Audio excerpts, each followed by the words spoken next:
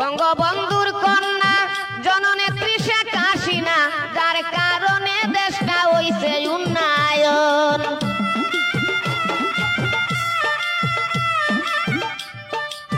বঙ্গবন্ধুর কন্যা জননেত্রী শেখ হাসিনা, যার কারণে দেশটা হইছে উন্নয়ন।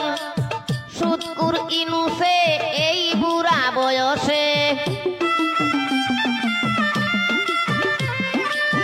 সুৎকুর ইনুসে এই বুড়া বয়সে বাংলাদেশটারে করিল দংশন, বলতে বাংলার জনগণ।